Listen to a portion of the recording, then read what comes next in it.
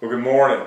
We're in John chapter 8 still today. Christ is in the conversation with the Jews and the Pharisees of his day. Now, these were the religious folks. They knew a lot about the Bible. They had read the Old Testament over and over and over.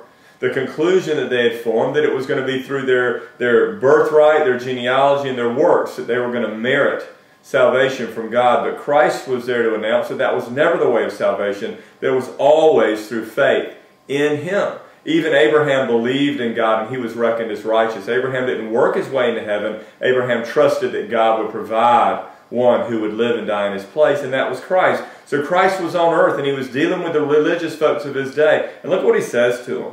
This is John chapter 8, 43. He says, "Why do you not understand what I say?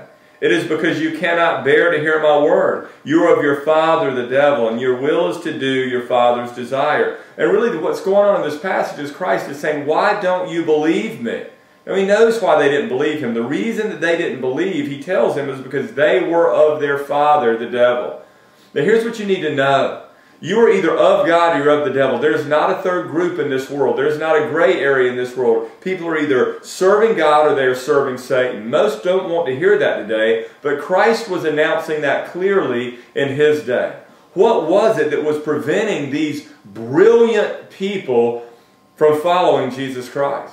Well, Jesus already told us in John 6:44, he said, "No one comes to the Father unless the Father first draws him in." You need to realize this, that in and of ourselves, we will never find Christ. We will always look for different ways to earn or merit our way into heaven. As a matter of fact, 1 Corinthians 1:18 says that the gospel is folly to those who are perishing, but to those who are being saved, it is the power of God. In other words, to some, the gospel is great news, it's glorious news, it's incredible news, yet to some, the gospel is nothing but bad news, and it just rings about in their ear, and it doesn't come to anything eternally.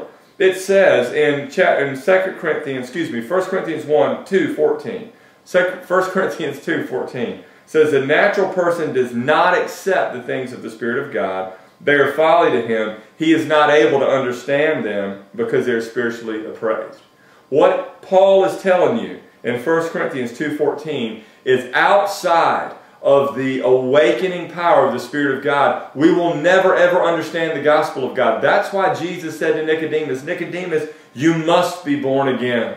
Here's what I need you to know, that as you go out and live in response to the gospel today, and as you go out and announce the glorious truth of Jesus Christ today, pray on behalf of those that see and listen, that God by His Spirit would open their eyes to the truth, because in and of themselves, they'll never see it. Just like the Pharisees in Jesus' day.